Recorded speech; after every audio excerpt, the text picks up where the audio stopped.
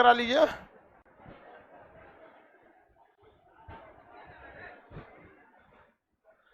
जल्दी एडजस्ट कर लो बाबू, लड़की जब खड़ी है जब।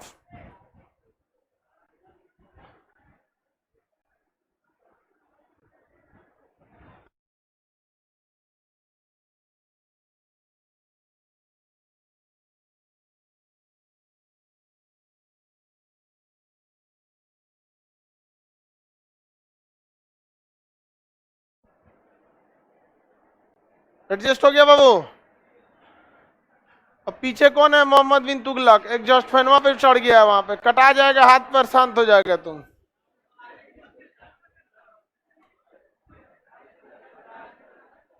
खींच लेगा, उसमें चल जाएगा। देखना एग्जॉस्ट फैन के पास कोनो लड़की मत बैठाना, न तो बलवे खींच लेगा। बहुत पावरफुल होता है, उखाड़ लेगा पूरा। एक तो लड़की हमारे यहाँ जनरेटर में उसके बलवे पकड़ लिया, बेचारी का चमड़ा सहित नोच लिया था।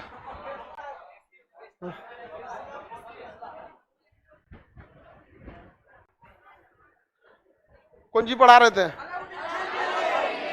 अलाउद्दीन खिलजी। बताइए बाबू, मुस्लिम आक्रमण में जो गौरी था उसने यहाँ तो पूरा बिया छीट के चल गया। पूरा नौटंकी करके रख दिया। पहला वंश कौन था? गुलाम वंश। बताइए, दिल्ली सल्तनत का पहला वंश गुलाम वंश। दिल्ली सल्तनत का दूसरा वंश खिलजी वंश। खिलजी वंश, खिलजी वंश। अब तीसरा, अभी तो हम लोग चल रहे हैं किस पे? बताइए, ये तो 1206 से 1290।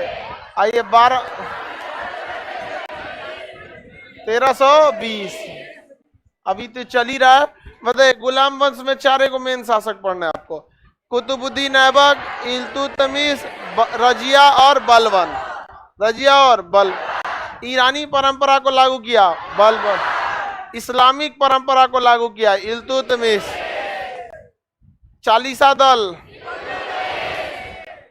चलिए अब आगे देखते हैं हम लोग। खिलजी वंश के संस्थापक, हाँ, जलालुद्दीन फिरोज खिलजी। यह थोड़ा सा मतलब नरम टाइप का शासक था। इसकी बेटी को कौन फंसा लिया? अलाउद्दीन खिलजी। अब मार दिया इसी को, अलाउद्दीन खिलजी को, सॉरी जलालुद्दीन खिलजी को।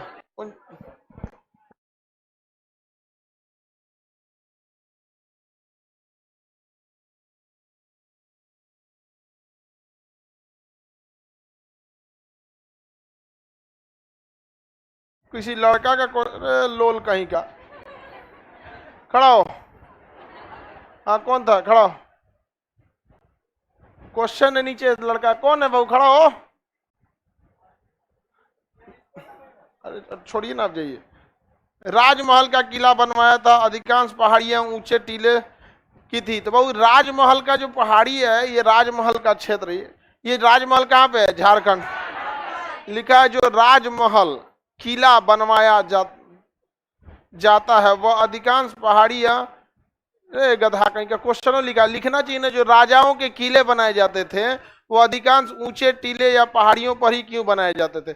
इनके राजनीतिक या सामाजिक जीवन पर किस तरह का प्रभाव पड़ता था? कृपया इसे समझाइए। चलिए, अब पीछे बाबू कौन बोल रहे थे? अभी तक आपको नहीं मिला है? नहीं दिखाना कौन बोला है? कौन था पीछे से? कौन था?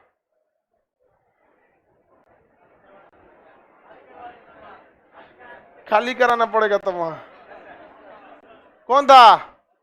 आप आराम से बताओ, सबको खाली करा देंगे। उधर सीढ़ी पे अभी कम से कम 50-60 लड़का। हरा शर्ट, खड़े हो।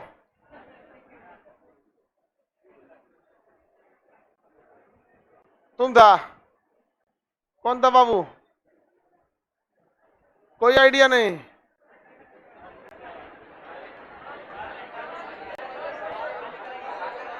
कई बेंच खाली करना पड़ेगा?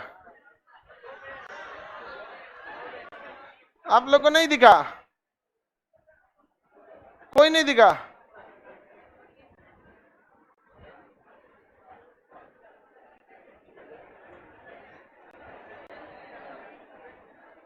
अब तुम लोग जाएगा दो चार बेंच फाइनल करो तो कौन कौन बेंच जाना चाहिए, कौन था?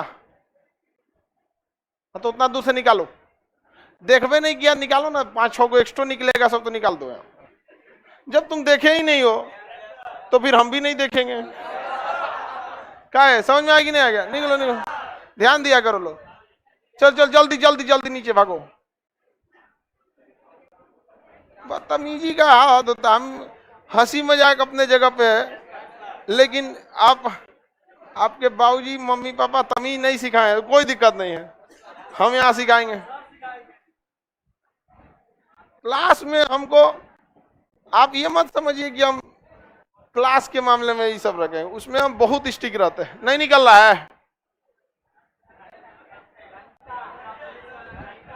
नहीं निकलना जा रहा है, इसको निकालिए जी। हाँ बढ़िया, जल्दी लेट हो रहा है। खिलजी वंश के संस्थापक बाबू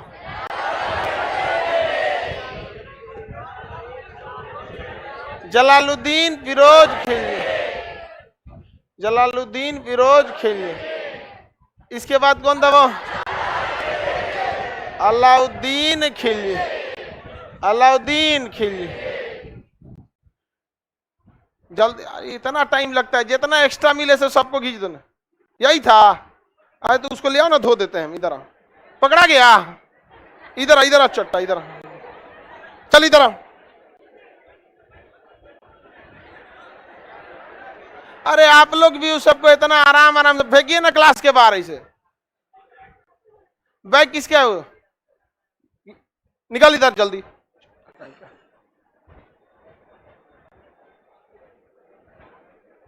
अरे उसको इतना आराम से,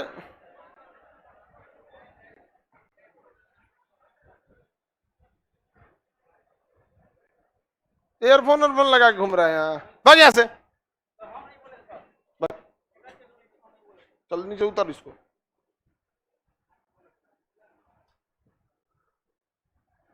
चलिए ध्यान दीजिए, अलाउद्दीन खिलजी जो था, ये इसके बचपन का नाम क्या था? अली या गुरसफ, अली या गुरसफ। अलाउद्दीन खिलजी कई तरह के सुधार को भी किया था। इसने छोटे मोटे त्योहारों पे बैन लगाया था। इसने कहा था अमीरों को दी गई जमीनों को क्या किया जाएगा? वापस ले लिया जाएगा। अमीरों को दी गई जमीन क्या दी जाएगा? वापस लिया जाएगा, मतलब जो खालसा भूमि में बदल दिया जाए। इसको मांगने के लिए वो किसके पास चला गया था? निजामुद्दीन औलिया। अच्छा देखिएगा ध्यान से, लड़का का जो क्वेश्चन था, ज्यादातर किले ऊंचाई पे क्यों बनाया जाता है? आप ही बताइए, युद्ध लड़ने में इजी रहेगा। ऊंचाई पे आप रहेंगे ना तो 9 फौजी पे 1 फौजी भारी पड़ता है, ये नियम होता है ऊंचाई पे। तो कोई किला कहाँ बजाया जाता है? ऊंचाई पे। कि नीचे अगर 9 गो आएगा तो ऊपर 1 को रहेगा तो क्या पड़ जाएगा? भारी। दूसरा, ऊंचाई से ज्यादा चीजों को देखा जा सकता था, तो ये उसका सामरिक महत्व था। दूसरा, ऊंचाई पे बना कोई भी चीज भव्य लिखता है तो उसका सामाजिक प्रभाव भी पड़ता था, लोगों के अंदर रहता था कि बाप रे बाप, पूरा राजा साहब है सब, समझा? यही उसका क्वेश्चन था। तो मेंस का क्वेश्चन है, प्रकाश डालिए ये सब टिप का, ठीक है? मेंस में आएगा तो आपको बताया जाएगा। अलाउद्दीन खिलजी ने नगद वेतन देना चालू किया, जबकि गुलाम वंश का शासक, याद कीजिए, जिसका इल्तुतमिश ने कौन सा व्यवस्था चाहिए? इक्ता व्यवस्था। कौन सी व्यवस्था? इक्ता व्यवस्था। समझ में आएगी नहीं? कौन सा व्यवस्था चालू किया? इक्ता व्यवस्था को चालू किया था। जबकि अलाउद्दीन खिलजी ने नगद वेतन। अलाउद्दीन खिलजी ने क्या किया था कि उसने सैनिकों के लिए वेशभूषा डिसाइड कर दिया, सैनिकों को ड्रेस डिसाइड कर दिया कि सैनिक का यही ड्रेस रहेगा। और इसने अस्थाई सेना रखा था। पहले क्या होता था, जब युद्ध होती थी तभी सेना बुलाया जाता था। अलाउद्दीन खिलजी ने अस्थाई सेना रखना चालू किया। इसने घोड़े की पहचान के लिए कौन घोड़ा किसका है उस पर थोड़ा सा लोहा गर्म करके दाग देने की व्यवस्था चालू किया। तो घोड़ा दागने की व्यवस्था अलाउद्दीन। नगद वेतन अलाउद्दीन, नगद वेतन, घोड़ा दागना, अस्थाई सेना, अस्थाई सेना अलाउद्दीन खिलजी। किसी को कोई दिक्कत नहीं ना? अस्थाई सेना, नगद वेतन, अलाउद्दीन खिलजी। सैनिकों के लिए एक अलग से व्यवस्था किया था, कैंटीन की व्यवस्था, जिसे हम लोग मूल्य नियंत्रण कहते हैं। क्या कहते हैं? मूल्य। आज भी सैनिकों को जो कैंटीन मिलता है उसमें टैक्स वैक्स उतना नहीं मिलता, बहुत सारी चीजें सस्ती मिलती हैं। तो बताइए, अस्थाई सेना किसने रखा? अलाउद्दीन खिलजी। मूल्य नियंत्रण अलाउद्दीन खिलजी। बाजार पर कंट्रोल करने के लिए बाजार नियंत्रण अलाउद्दीन। बाजार नियंत्रण क्या था, पहले कोई मंडी है तो मंडी में जाइएगा ना, जो होलसेल की मंडी रहती है, सुबह सुबह दाम डिसाइड कर लेगा सर। कोई 25 रुपया का रेट है ना, तो कह देगा सर आज बेचना है इसको 26 रुपया, तो पूरे दुकान वाले 26 से बेचेगा सर, तो आपको तो कोई पता ही नहीं चलेगा। मंडी में बड़ा यूनियन होता है सबका, हाट पे होता है। आप देखिएगा मुसल्लापुर हाट में जहाँ सब्जी बिकता है, सुबह 5 बजे रेट फिक्स हो जाता है। सुबह सुबह 4-5 बजे तो पूरा पूरा उतरता है। पहले मेरी कोचिंग वहीं पे थी, शुरुआत में जब आए थे ना तो वहीं पे था हमारा कोचिंग, हाट पे ही। कभी कभी रात में इतना ना सब्जी उतार देता था जिसका कोई हद नहीं। एक बार हम कोचिंग के अंदर थे, रात में कुछ काम कर रहे थे और हम सोचे कि निकलेंगे आराम से, और तब तक पूरा का पूरा सब्जी लाद दिया। हम चिल्ला रहे भाई निकलेंगे कहीं से यहाँ पे, तो सब्जी लाद दिया पूरा केला केला ना ट्रक से उतार के रख दिया वहां पे। अब वो केला पे चढ़ के जाएगा कोई कैसे वहां पे। तो जो सब्जी वगैरह नहीं आधा पक्का रहता है, ना दूसरा पक्के रहता है ना कच्चे रहता है वहां पे, तो वहां पे आप देखिएगा ना पहले ही रेट डिसाइड हो जाता है कि ये चीज सब आलू को इतना रेट में बेचना है यहाँ पे। उसी तरह यहाँ पे क्या था कि उस समय कि व्यापारी सब ग्रुप बना लेता था। अब कोई चीज 15 रुपया का खरीदे हो और होलसेल में बेच रहे हो तो 16-17 रुपया बहुत है, क्योंकि होलसेल में ज्यादा बिकता है। पूरे के पूरे यूनियन बना के 20 रुपया कर देता था। समझ में आया कि नहीं? ये अच्छी बात नहीं थी। तो इसने मूल्य नियंत्रण की भी व्यवस्था किया था। इसने कई तरह की चीजों को कम किया था। इसके समय शासन व्यवस्था बहुत ही ज्यादा क्या थी, एकदम सख्त थी शासन व्यवस्था। इसका एक सेनापति जो मंगोलों से लड़ते हुए मारा गया था, नाम था उसका जफर का। कौन, क्या नाम था? जफर का। समझ में आ गया कि नहीं? बाकी टैक्स में सुधार हर एक राजा करता है, जमीन की नाप हर एक राजा करता है, तो जिसे पैमाइश कहते हैं वो हर एक राजा करता है। चरी नामक टैक्स, घरी नामक टैक्स, ये सारे राजाओं के समय लगा था। ये सब चीजें क्या है, कॉमन है। इसलिए इस्लामिक परंपराओं को माना था, किंतु जल्दी उस इस्लामिक धर्म गुरुओं को वैल्यू नहीं दिया था। कहा था शांति से रहिए, आपका काम है वो करिए, हमारा काम है शासन चलाना, आपके हिसाब से शासन नहीं चलेगा। इसने बहुत ज्यादा वैल्यू नहीं दिया था, और ना ही इसने खलीफा से खिलात लिया था। कहा था शांति से बैठल रहिए, शासन चलाने के लिए खिलात की कौन सी जरूरत रहता है, शासन चलता है अब नीतियों से। इसके समय मंगोलों का आक्रमण सबसे भयानक हुआ था। इसने अपनी राजधानी सीरी की चारों ओर से क्या करा दिया था, किलेबंदी करा दिया था। और इसके समय इतना मंगोल आक्रमण हुआ था कि एक इसका जफर खान नामक सेनापति भी मारा गया था। मंगोलों से लड़ने के लिए इसने रक्त एवं लौ की नीति अपनाई कि मंगोल जब आक्रमण करने आए तो बचने से बेटर है लड़ लो। हालांकि रक्त एवं लौ की नीति जो थी वो बलवन की थी। तो क्वेश्चन आएगा कि रक्त एवं लौ की नीति अपनाया किसने? बलवन। लेकिन वो उसने अपने ही साम्राज्य में अपना दिया कि कोई विरोध करे तो टपका डालो। लेकिन इसने भी रक्त एवं लौ की नीति अपनाया था किसके खिलाफ? मंगोलों के खिलाफ। किसके खिलाफ? मंगोलों। ये सीडीएस में क्वेश्चन पूछा हुआ है कि मंगोलों के खिलाफ रक्त एवं लौ की नीति किसने अपनाया? अलाउद्दीन खिलजी। किसने अपनाया था? अलाउद्दीन। अलाउद्दीन खिलजी ने अलाई मीनार बनाया जो कुतुब मीनार का नकल था, लेकिन सक्सेस नहीं हो पाया। अलाई दरबार बनाया जो सक्सेस हो गया। अलग धर्म बनाना चाहता था, सिकंदर सानी कहा जाता था। दक्षिण भारत को इसने मलिक काफूर की मदद से जीत लिया था। अपने नेतृत्व में मात्र एक अभियान 1303 का चित्तौड़ अभियान किया था, रानी पद्मावती की वजह से के कारण किया था। हालांकि उसके उत्तर भारत का उलूग खान और नुसरत खान सेनापति थे और दक्षिण भारत के लिए मलिक काफूर था। उसने अपने नेतृत्व में मात्र एक अभियान चित्तौड़ अभियान किया था। चित्तौड़ अभियान में रानी पद्मावती अपने साथियों के साथ, अपनी जितनी राजपूत महिलाएं थी उसके साथ मिलकर क्या कर लिया था? जौहर कर लिया था। अलाउद्दीन खिलजी ने निजामुद्दीन औलिया से कहा था कि जितना आपके पास धन दौलत मिला है उसका हिसाब करेंगे। तो निजामुद्दीन औलिया ने कहा था मेरे घर में 10 दरवाजे। मेरे घर में कितने दरवाजे हैं? 10 दरवाजे। अलाउद्दीन खिलजी ने नगद वेतन, अस्थायी सेना, सैनिकों का वेशभूषा, वर्दी, घोड़ा दागने की व्यवस्था, गुप्तचर व्यवस्था, कैंटीन अर्थात मूल्य नियंत्रण तथा बाजार नियंत्रण व्यवस्था की स्थापना किया था। अलाउद्दीन खिलजी के बारे में यही चीजें क्या है, इंपॉर्टेंट है। बाकी कुछ चीजें हैं राजा का कॉमन होता है, नहीं समझा? टैक्स को बढ़ाना घटाना वो नहीं देखते। हर वित्त हमारी अपने वित्त मंत्री अगले साल से इस साल में टैक्स बदल देती है, नहीं समझ में आया? अब किताब उताब पे लग गया है क्या चीज? जीएसटी। आप जो फोटोकॉपी कराते होंगे महंगा हो गया होगा। देखिए 1600 रुपया का जो पेपर आता था उससे अभी 2200 रुपया का आ रहा है। ऐसे करके जो उतना 1600 रुपया खरीदते थे सब ना, वो काफी महंगा आ गया। तो अल्टीमेटली आप पे जाएंगे। हमारा एटलस 98 रुपये में प्रिंट होके मतलब फाइनल पहुंच जाता था। दुकानदार वगैरह इन लोगों को कहो कि भैया 100, कोई 100 में बेचा, कोई 105 में, कोई बहुत दूर का है तो 110 में बेच दिया। नहीं समझ में आ गया कि नहीं? तो अब उसका खुद का रेट सोच रहा है 110 हो गया, जीएसटी आ गया कि नहीं? अब क्या कह सकते हैं?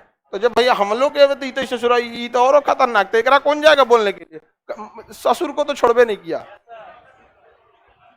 देखिए, आप भले राजा को दोष दे दीजिए, लेकिन राज सिंहासन ऐसा होता ही है ना ससुरा, कि इसमें कोई सगा नहीं होता।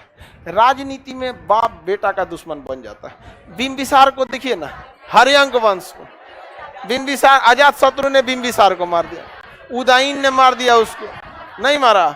अशोक को देखिए 99 भाइयों को मार के गए। कलिंग में पूरा क्या कर दिया, हाँ। देवी चंद्रगुप्तम, कुमार देवी, रामगुप्त को मरवा, नहीं मरवा दी किसी को दिक्कत। तो ये राजनीति ससुरा ऐसा चीजें है यहाँ पर, इसमें मतलब अजीब टाइप का होना पड़ता है। आगे बढ़े, रीजन क्या है इसमें सब छांटल पहुंचता है सब। आप देखिएगा ना, जो छांटल आदमी जो रहता है ना, वही इसमें ज्यादा जाके पहुंच जाता है। अलाउद्दीन खिलजी समझ में आ गया कि नहीं आ गया? जितना इंपॉर्टेंट काम था सब किसने किया था? अलाउद्दीन। अलाउद्दीन खिलजी के मृत्यु के बाद अगला शासक कौन बना? कुतुबुद्दीन मुबारक खिलजी। शाह भी कहिए या खिलजी के, कुतुबुद्दीन मुबारक शाह, शाह लिखिए या खिलजी लिखिए, कोई दिक्कत नहीं। कुतुबुद्दीन मुबारक पगला शासक था ससुरा, ये पूरा बैल था यहाँ पे। इसे कहा गया कि ईरान के खलीफा से आपको डिग्री यानी खिलत लेना पड़ेगा। तो उसने कहा कि अलाउद्दीन लिया था, कहा नहीं उन्होंने लिया था, तो कहा कि हम भी नहीं लेंगे, और खलीफा से जाके बोल दो हम ही खलीफा है। ससुराई तो और एक कदम आगे निकल गया, अरे यार तुमको डिग्री लेना है मत लो, लेना है तो लो, जो तुम खुद को खलीफा घोषित कर दोगे। अब मान के चलिए आपको पीएचडी करने का मन है तो करिए, और नहीं है तो मत कीजिए, कहिएगा हम ही यूनिवर्सिटी हैं। जब वाले आप यूनिवर्सिटी कहाँ से हो जाएंगे? आपका मन है आप करिए, नहीं मन है मत कीजिए। इसे जब पगला था, कह रहा कि हम ही खलीफा है, तो इसने खुद को क्या घोषित कर दिया? खलीफा। ये क्वेश्चन पूछेगा, इसने खुद को क्या घोषित कर दिया? खलीफा। किस शासक ने खुद को खलीफा घोषित कर दिया? क्या इसने खलीफा को मान्यता दिया? खुद को क्या घोषित कर दिया? एक नंबर का पिया करता, शराब खूब जब दबा के पीता था एकदम शराब। और शराब पीला के वक्त में इसको याद नहीं रहता था कि हम कपड़ा पहने हैं कि नहीं, उगारे चल जाता था। कोई टोकता था, पहन कपड़ा पहने, कपड़ा पहन।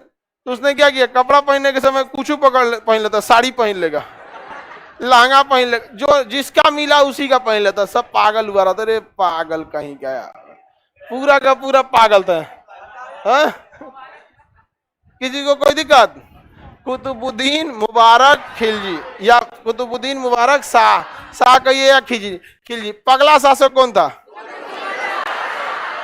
बताइए, ऐसा पागल शासक होना चाहिए, उगारे चल देता था। अब शराबी सबको देखिएगा ना, कोई अगर बहुत ज्यादा ओवरडोज ले लेगा सब ना, तो सबको अलग डिजाइन का एक्टिविटी करने लगेगा। आप देखिएगा ना, वो सबको कोनो नाली में गिर जाएगा। अरे मत पूछिए, अजीब अजीब नौटंकी करता है सर, नाली उली में गिर जाता है। एक ठो को शराब पी लिया था, अब वो गिरा, बस उसको कुत्ता दौड़ा लिया था, कुत्ता काटा, वो कुत्ता को पकड़ के वो भी काटने लगा। अरे भाई दोनों एक दूसरे को काटने लगे सर। अब उसको होश थोड़ी रहता है शराब पीने के बाद, अजीब अजीब काम करता है सर। तो पूरा भरपूर पियक्कड़, उगारे घूम देता था,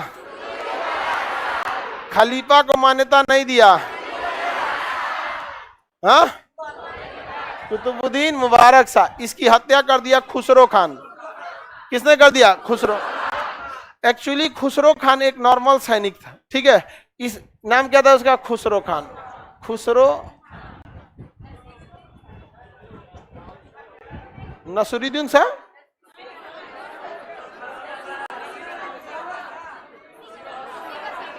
अरे यही खुसरो खान याद रखिए ना, मेनली क्या नाम था? खुसरो खान। सेनापति क्या लिखा है जी? अरे तेरी, खुसरो खान मटेरियल में गलत लिख दिया क्या? तब का हल्ला कर रही है सर? अरे वही है उसका नाम, खुसरो खान ही फेमस नाम है। नसरुद्दीन खुसराव इसका ऐसे नाम, उसका क्या नाम था? खुसरो खान।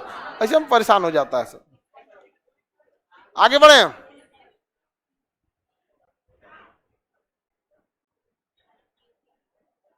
खुसरो खान ही था नाम, उसका पूरा नाम लिख दिया। देखिए ध्यान, खुसरो खान एक सैनिक था, इसको चढ़ा दिया कौन? गाजी मलिक ने। किसने चढ़ा दिया?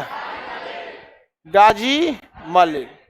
गाजी मलिक ने चढ़ा दिया कि रे चोट्टा कहीं का, देख तो तुम कई कोने काम का सेनापति है तुम, बताओ तो ये तुम्हारा राजा ऐसा बकलोल है, मारो जाके इसको। तो जाके ही क्या मार दिया? कौन मार दिया? खुसरो। जब खुसरो खान मार दिया, कि जाके किसको मार दिया? खुसरो खान। कहा कि बताइए राजा पागल है या कुछ भी, मार दीजिएगा आप उसको, गलत बात है ना, मार दिया उसको। सोचिए, ई मारा इसको, इसकी तो प्लानिंग थी, तुम इसको मारो हम तुमको मार देंगे, तुम मारोगे तो हत्या कहलाएगा, हम मारेंगे तो वध कहलाएगा। तो ये इससे चढ़ा के किसको मरवा दिया? इसको। आपने मार दिया किसको? हाँ, खुसरो खान। किसे मार दिया? खुसरो खान। मटेरियल में थोड़ा सा सुधार लीजिएगा, वहां ये चीज नहीं लिखा है। लिखा है ना, नसरुद्दीन खुसराव शाह, यह खिलजी वंश का अंतिम शासक था, इसने पैगंबर का सेनापति था, इसे इस्लाम का शत्रु भी कहा जाता है। वहीं लिख दीजिएगा, इसने कुतुबुद्दीन मुबारक की हत्या कर दी।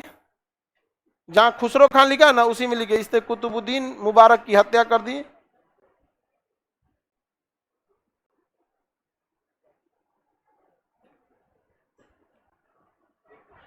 लिख लिए, इसने कुतुबुद्दीन मुबारक की हत्या कर दी, जिस कारण गाजी मलिक ने इसकी हत्या कर दी। इसने कुतुबुद्दीन मुबारक की हत्या कर दी, जिस कारण गाजी मलिक ने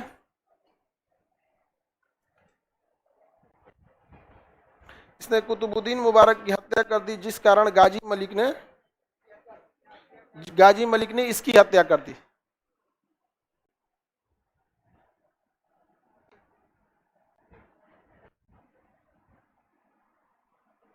ऑनलाइन वाला कैसे लिखेगा? पीडीएफ आपके पास है? नोट्स बना लीजिए उसका। और ऑनलाइन वाला कहता है सब महंगा पड़ रहा है, तो महंगा पड़ रहा है तो हाथ से लिख दो। अगर महंगा पड़ रहा है तो जितना पढ़ा रहे हैं उतना ही हाथ से लिख दिया करो, हैंड राइटिंग करके नोट्स बना लो।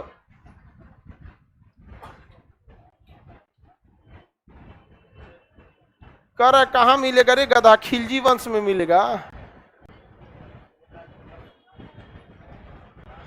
नहीं लिखे लोग।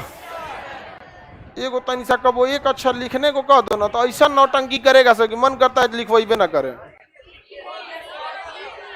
और देखो बौकी काज ने कौन पूरा इतिहास लिख रही है, अबे लोग ना पूरा हुआ। बोलते हैं आता दे दे के बैठा करो लोग, वो ओकरा में से नकल मार रही है, एक पता नहीं नकल कहां से मारना है।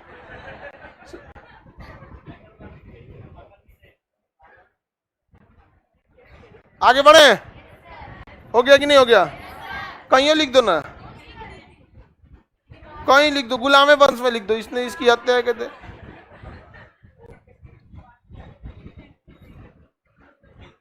अजब टाइप का एकदम। एक बार अगर गलती से कह दिए, यहां थोड़ा मिसप्रिंट हो गया, लिख दो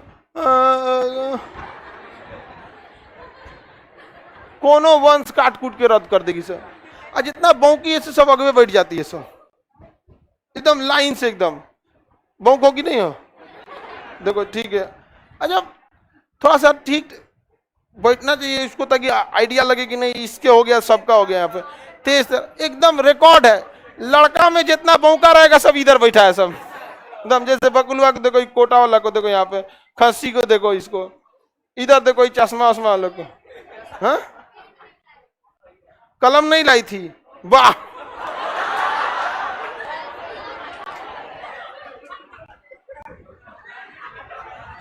देख रहे हो कॉन्फिडेंस देखो कि हमको पता था लिखना कहाँ है, लेकिन जो उनसे लिखा जाता है कलम ये नहीं लाए थे।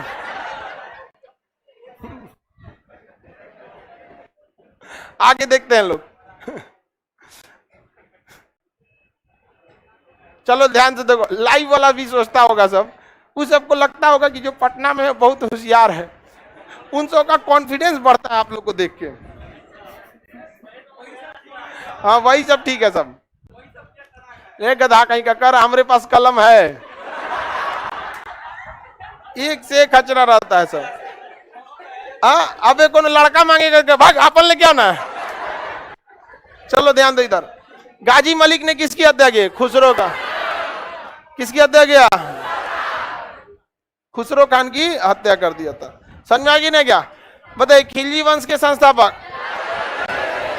उसके बाद अलाउद्दीन खिलजी, उसके बाद कुतुबुद्दीन। दूसरे क्वेश्चन खूब पूछे गए यहाँ पे, समझ में आ गया कि नहीं आ गया? बताइए, गाजी मलिक का असली नाम था ग्यासुद्दीन तुगलक। गयासुद्दीन तुगलक, गयासुद्दीन तुगलक। और इसने एक नया वंश की स्थापना किया, तुगलक वंश। कौन सा वंश? तुगलक वंश। तुगलक वंश 1320 से 1414 तक, 1414। समझ में आया कि नहीं आ गया? तुगलक वंश के संस्थापक गयासुद्दीन तुगलक, गयासुद्दीन तुगलक। क्या नाम था इसका? गयासुद्दीन।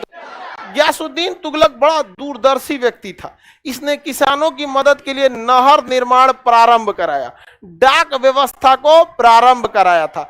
दिल्ली में ऊंचे पहाड़ियों के पास एक तुगलकाबाद शहर बसाया। आज भी दिल्ली में स्थित है तुगलकाबाद।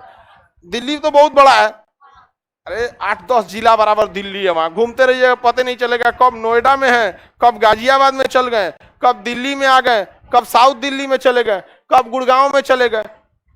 समझ में आ गया कि नहीं आ गया? तो बहुत अगल बगल में दिल्ली पूरा डेवलप है ना, पूरे ओर से लोग चले आते हैं बसने के लिए। और हमारे पटना में, बिहार में देखिए, गांव में जिसके पास पैसा ज्यादा हुआ वो जिला में घर खरीद लिया, और जिसके पास जिला में घर ज्यादा हो गया वो पटना में खरीद लिया। अब पटना में जिसको ज्यादा पैसा हुआ पटना छोड़ के दिल्ली चल गया, दिल्ली में जिसको ज्यादा हुआ मुंबई चल गया, अब मुंबई में जो ना को ज्यादा हुआ इंग्लैंड चला गया, इंग्लैंड को जिसको ज्यादा हुआ अमेरिका चला गया, अमेरिका वाला मंगल ग्रह पे जा रहा है सब। तो ये नहीं देख रहे हो, मंगल पे जा रहा है सब। यहाँ तू रास्ता बना रहा है, आदमी पीछे पीछे जा रहा है यहाँ पे। आगे देखते हैं लोग। तो गयासुद्दीन तुगलक ने नहर निर्माण प्रारंभ कराया, तुगलकाबाद शहर का निर्माण कराया था। गयासुद्दीन तुगलक थोड़ा नॉर्मल शासक था, बहुत ज्यादा ये फैशन वैशन में नहीं रहता था। डाक व्यवस्था को भी इसने सुदृढ़ करने की कोशिश किया था। इसने अपने गयासुद्दीन तुगलक के बाद आया था मोहम्मद बिन तुगलक। मोहम्मद बिन तुगलक का नाम था जौना खान। इसने जौना खान को कहा कि जाओ तेलंगाना पे हमला करके आओ। जौना खान गया, तेलंगाना को जीत लिया। तो तेलंगाना जीतने के बाद जौना खान का नाम क्या पड़ गया? मोहम्मद बिन तुगलक। जौना खान का नाम क्या पड़ गया? मोहम्मद बिन तुगलक। मोहम्मद बिन तुगलक। जौना खान का नाम क्या पड़ गया? मोहम्मद बिन तुगलक। समझ में आ गया कि नहीं आ गया? तो गयासुद्दीन तुगलक जो था उसने मोहम्मद बिन तुगलक अर्थात जौना खान को कहां विजय के लिए भेजा था? तेलंगाना। गयासुद्दीन तुगलक को पैसे की कमी थी, इसने सोचा कहीं हमला करना चाहिए, तीजा चल गया कहां हमला करने? बंगाल। कहां आक्रमण कर दिया? बंगाल। तो बताइए बंगाल आक्रमण किसने किया था? बंगाल आक्रमण गयासुद्दीन गया। बंगाल पे हल्ला हो गया था कि बंगालियों के पास बहुत पैसा है, इन सबको लूट लेने लायक गया। तो पता चला बंगाल में पैसे नहीं है, पैसे उतना नहीं निकला, कब चूड़ा मुड़ी खा रहा है। हाँ, चाउमीन बोलता है, चौप बोलता है उसको। अरे वहाँ का मुड़ी बहुत फेमस है, झाल मुड़ी। बंगाल का ना झाल मुड़ी बहुत फेमस है, और मछली। अरे बाप रे बाप। आगे बढ़े बंगाल में, लेकिन मिठाई भी बहुत बढ़िया मिलता है। बंगाल में दुर्गा पूजा सबसे अच्छा मनाया जाता, पूरा कलकत्ता सजा देता। आगे बढ़े तो इसने बंगाल जीतने गया को पैसे नहीं मिला, बंगाल से लौटा, कहा कि यार हम तो उम्मीद लेके आए थे कि बंगाल से पैसा मिलेगा। दिल्ली से आए थे कहां पर? बंगाल। सोचे थे कि पैसा मिलेगा, तो पैसा तो मिला नहीं। इससे अच्छा तो जौना खान था, तेलंगाना से पैसा लेके आया। सोचो तेलंगाना वालों के पास बड़ी पैसा था पहले, याद कीजिए यहीं से निकला था कोहिनूर हीरा। समझ में आया? कहां से निकला था? तेलंगाना से निकला था। देख रहा तो पैसे नहीं मिला, तेलंगाना से तो पैसा मिलबो किया, अब बंगाल से तो पैसे नहीं मिला। कहा कि यही ठीक था, बंगाल से पैसे नहीं मिला। अब बेचारा लौट रहा था, कहा था कि पैसा नहीं मिला तो क्या करेंगे, तो लौटा। यहां से लौटते समय इसको याद आया ना कि दिल्ली में है निजामुद्दीन औलिया, और निजामुद्दीन औलिया बड़ी ढीठ थे। उन्होंने अलाउद्दीन खिलजी को कहा था मेरे घर में 10 दरवाजे। तो आई पगला को तो होश नहीं था, कपड़ा पहने के होश ना, तो इका पता कि केकरा जमीन कितना मिलल है, पूरा बैल था। समझ में आया ही नहीं गया? आप लोग में भी कोई है इसके लक्षण का? एक से एक है। समझ आप समझ ऐसा ऐसा लड़का जो मिलेगा समझना, हम सोचते हैं कि इतना विचित्र कैसे हो गया यहाँ पर, एक से एक रहता है सब। हाँ, तुम ये वाला बटन में काहे बंद किया है गर्मी में?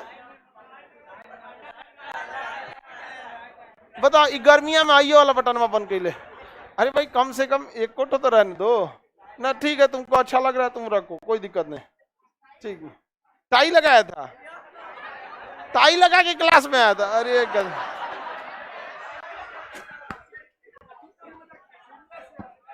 जब बकलोल, अब कौआ को टाई पहनाएंगे कबूतर नहीं लगेगा वो। चलो ध्यान दे, ध्यान से समझते हैं। अरे भाई जेंटलमैन का गर्मी में ये वाला खुल जाए ठीक है, कोई दिक्कत नहीं। जहां ई वाला बटन खुला ना तो फिर थुरदा चालू कर देंगे। चलिए देखते हैं ध्यान से। गयासुद्दीन तुगलक समझ में आ गया कि नहीं आ गया? किसी को दिक्कत? गयासुद्दीन तुगलक ने, इसको याद आया कि अलाउद्दीन खिलजी को इन्होंने अपना जमीने नहीं हिसाब किताब दिया। ऐसे ससुरा पगले था, यहाँ मारे काट हो गया, तुम्हारा ये गया। आ गया कौन? गाजी मलिक, मतलब गयासुद्दीन तुगलक। इसको याद आया कि बड़ी पैसा रखे है निजामुद्दीन औलिया, तो ये राजा अपने आराम आराम से जाता है, सब पूरा हाथी के ऊपर एक चौकी बनले रहता है सब, और उसी चौकिया पे बैठल रहता है सब। समझ आएगा कि नहीं आ गया? तो यहाँ पे घोड़ा से एक सिपाही को भेजा आगे कि जाके कहो निजामुद्दीन औलिया से कि हम दिल्ली पहुंचने वाले हैं, जब दिल्ली पहुंचेंगे तो हिसाब लेंगे, और हम अलाउद्दीन खिलजी नहीं है, हिसाब लेके छोड़ेंगे, अपने भी खियाल में पैसा ना मिलल है। गया यहाँ पे तो जौना खान को कहा कि भाई तूरे पैसा ज्यादा मिला था, हम थक गए हैं। तो जौना खान ने इनको आराम करने के लिए उत्तर प्रदेश में ही आगरा के पास यहाँ एक जगह अफगानपुर में आराम करने के लिए महल बनवाया। महल एक के दिन में बन के तैयार हो गया, लकड़ी का महल बनवाया, एक के दिन में बन के तैयार हो गया। और यहाँ संदेश लेके पहुंच गया सिपाही किसके पास? निजामुद्दीन औलिया। निजामुद्दीन औलिया के पास संदेश लेकर पहुंच गया था। तो निजामुद्दीन औलिया ने कहा था कि कह देना अपने राजा से कि हुजूर दिल्ली अभी दूर है, दिल्ली अभी दूर है। तो मतलब अभी आप दिल्ली पहुंचिएगा तब ना। और यहाँ इनको लिए आराम करने के लिए लकड़ी का महल बनाया गया था। रतिये महलवा ढह गया और उसमें चंपा के मर गया कौन? किस शासक की चंपाने से मौत हो गई? घोड़ा का चार दिया था कुतुबुद्दीन ऐबक, घोड़ा का चार दिया कुतुब। बताइए, तो बात तो सही हो गया, हुजूर दिल्ली अभी दूर है। तो जब कभी भी कोई ऐसा काम किया जाता है जिसमें सफल होने की कोई चांस ही नहीं रहता है, उसी को कहते हैं दिल्ली अभी दूर है। दिल्ली अभी, समझ में आ गया कि नहीं आ गया? किसने कहा था दिल्ली अभी दूर है? निजामुद्दीन औलिया ने किसे कहा? दिल्ली अभी दूर है। दिल्ली क्या है? दूर है। समझ में आ गया कि नहीं? इसका मतलब होता है कि असफल प्रयास, ये मुहावरा बन गया दिल्ली अभी दूर है। समझ में आ गया नहीं आ गया? अब कोई जिसके पास दिमाग नहीं है उस सोचेगा कि हमारे पास दिमाग आना चाहिए, तो उसको क्या कह सकते हैं लोग? दिल्ली अभी दूर है। समझ में आया कि नहीं आ गया? क्या समझे लोग? क्या समझे लोग?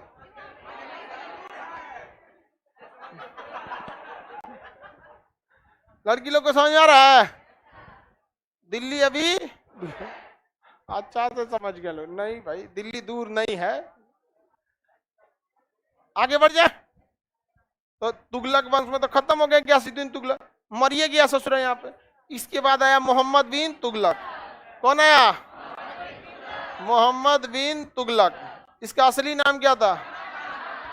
जौना खान। क्या नाम था? जौना खान। खां कहिए या खान? जौना खान। समझ में आ गया कि नहीं आ गया? शॉर्टकट में लिख दिए। ओहो, मोहम्मद बिन तुगलक, एमटीवी लिख दिए थे। इसे हमसे लिखाइले नहीं जाता है, उल्टा लिख देते हैं। एक को सही है, 55 एकदम सीधा लिखते हैं। हम मतलब जो सेम लेटर उसमें दिक्कत नहीं होता। 11, 22, 33 बाकी सब में गड़बड़ा जाता है। आगे देखिए, मोहम्मद बिन तुगलक को जौना खान कहा जाता था। ये ससुरा इतना ना पढ़ लिया कि पगला गया। 22 से 23 भाषाओं का अच्छा जानकार था ये। और इसके समय में 27 राज्य थे। राज्यों की संख्या कितनी होगी थी? 70। दिल्ली सल्तनत का सबसे ज्यादा क्षेत्रफल किसके पास था? मोहम्मद बिन तुगलक। ये इतना बड़ा पागल था कि इसे खूनचुसवा शासक कहते थे। किसे? मोहम्मद बिन तुगलक। खूनचुसुआ शासन किसे कहा गया? रक्त पिपासु। खूनचुसुआ मतलब रक्त पिपासु शासक। कौन सा शासक? रक्त पिपासु शासक किसे कहा गया? मोहम्मद बिन तुगलक। किसे कहा गया? मोहम्मद बिन तुगलक। मोहम्मद बिन तुगलक को क्या कहा गया? जौना खान।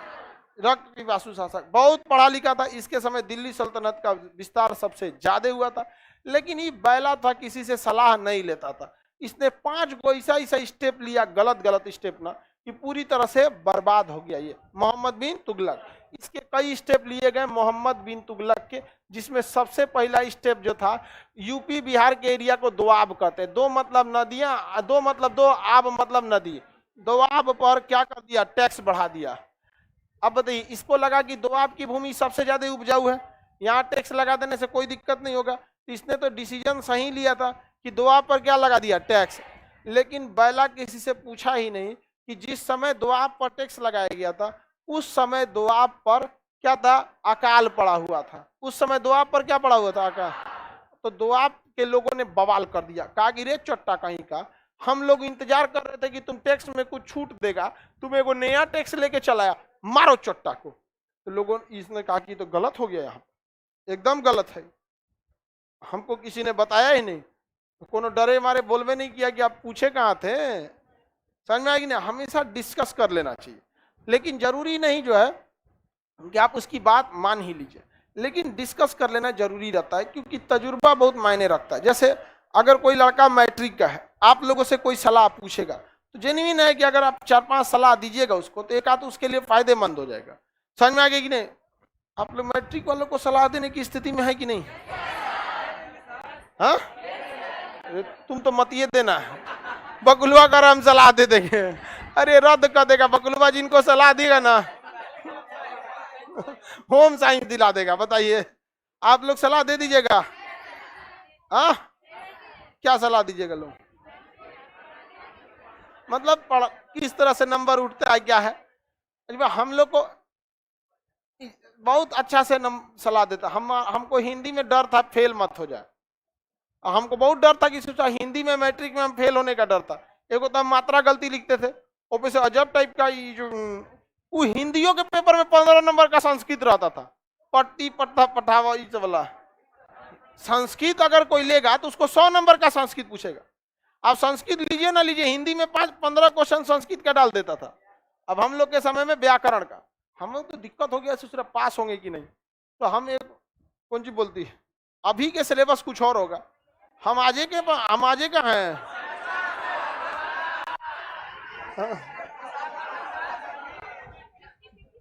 समझ में?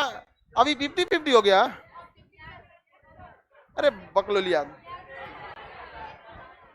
छोड़ो, तुम लोग नहीं है, जवाब दो। व्याकरण वगैरह हो गया, हमारे समय में ऐसा होता था।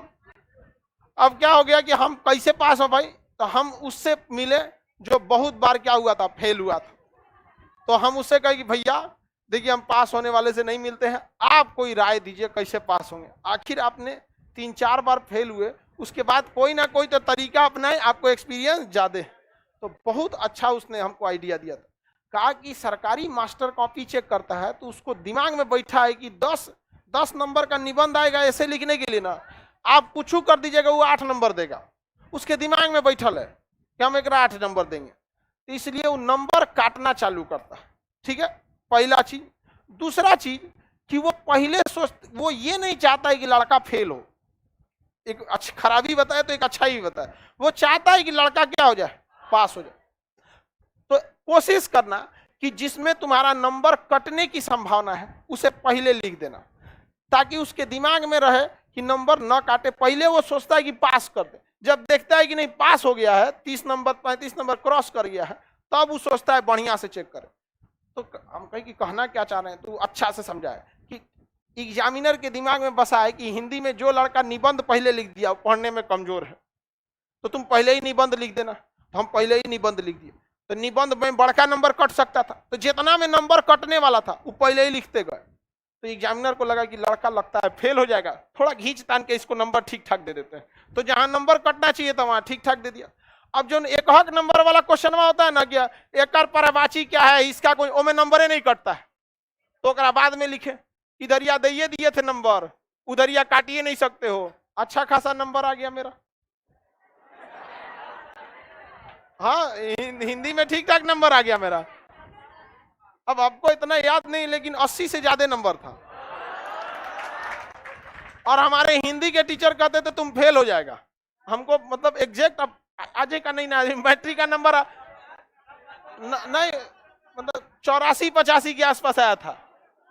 तो हमको ना हिंदी के टीचर से वो बोले थे कि तुम फेल हो जाएगा, और उनको ले जाके दिखाएं, हिंदी में सबसे ज्यादा मेरा ही था। और बेचारे एकदम घुसिया गए थे, कहते कि ये तेरा कैसे आ गया यहाँ पे। तो आप लोग से भी सलाह लेगा कोई। अब हमको वो बहुत अच्छा सलाह दिया था।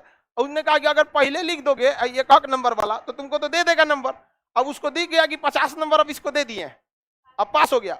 अब बढ़िया से सही हार के चेक करेगा, लिया इसको काट, ऐसे लिखाता है दीर्घ ही होगा, हर सही मैं काट यहाँ पे, इसलिए जितना काटा कुटी था पहले ही दे दिए। नहीं समझे? तो अब उसका ट्रिक था, अभी के समय में काम करेगा कि नहीं करेगा। अब ऑब्जेक्टिव हो गया है। तो ये ससुरा किसी से सलाह नहीं लेता। तो सलाह लेना जरूरी है कि नहीं है? हाँ, बहुत जरूरी। आप बताइए, दोआब पर टैक्स लगाया, दोआब पे क्या पड़ा हुआ था? अकाल।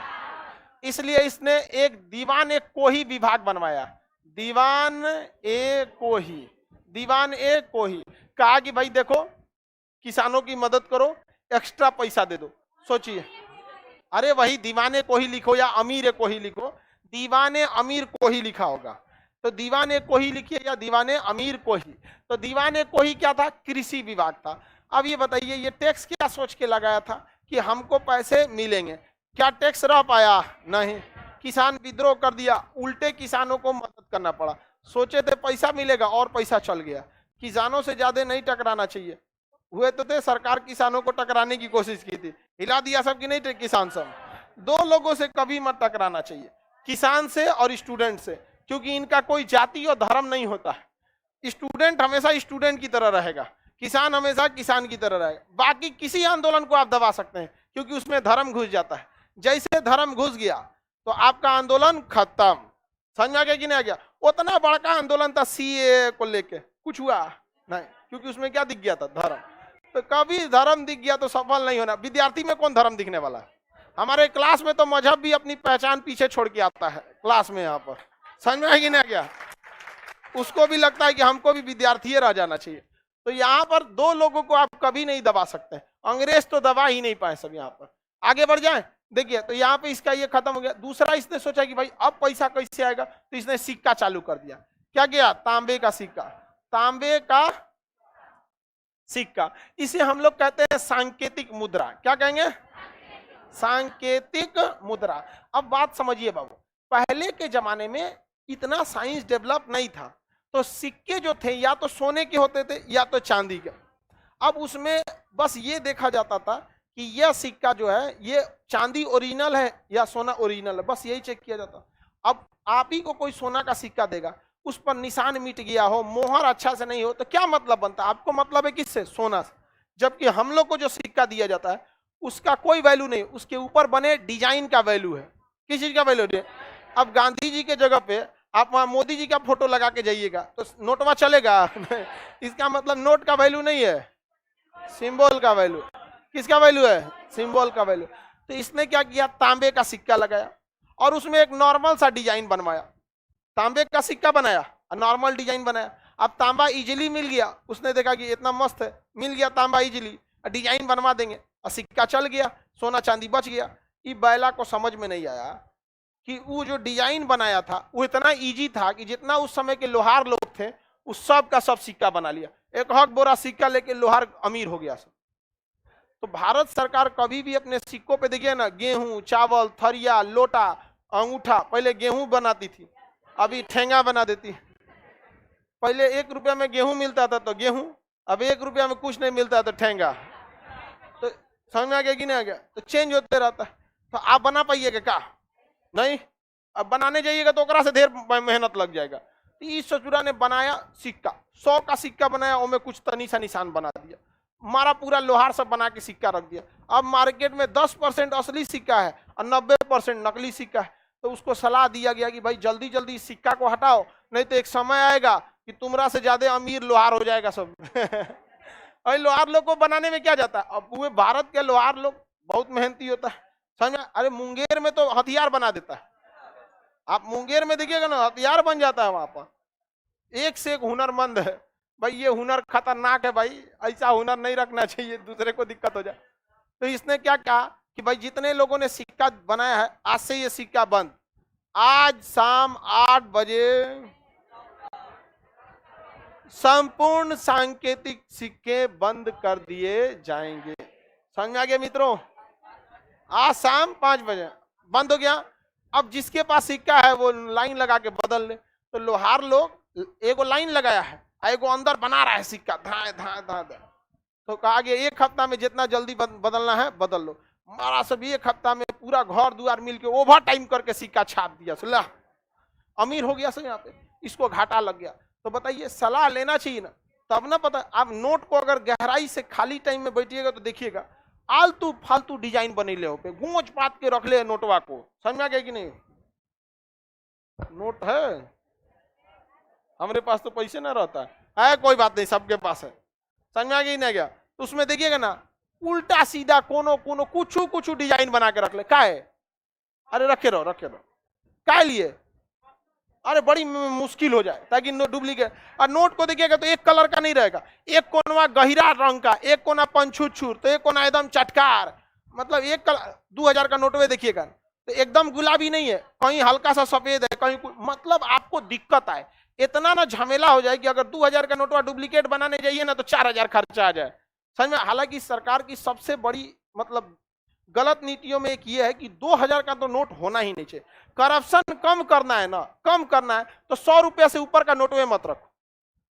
100 रुपया का 1 लाख ले जाएंगे तो इतना हो जाएगा, और दू हजार का 1 लाख लेंगे तो मुठिया में बंद हो जाएगा। ऐसे पकड़ा दीजिए, हाँ काम कर दीजिएगा, मेरा काम कर देगा।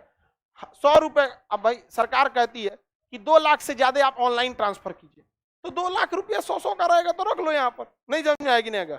अब तो नहीं रखे ना कोई, 5 लाख में गोदाम भर जाएगा, बोरा भर जाएगा 5 लाख में। और भाई अगर आपको 2-2 हजार का रहे तो एक गड्डी में 5 लाख हो जाएगा।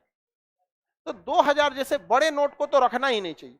अब मान लीजिए 10,000 का नोट आ गया, और करप्शन बढ़ जाएगा। तनी से मुट्ठी बन के, बड़का बाबू रखिए, काम कर दीजिए, मेरा हो गया। बड़ा बाबू, और बड़ा बाबू देंगे ऊपर साहब को, ड्राइवर को, उसमें से कुछ हिस्सा साहब को मिलेगा। नहीं समझ में आया?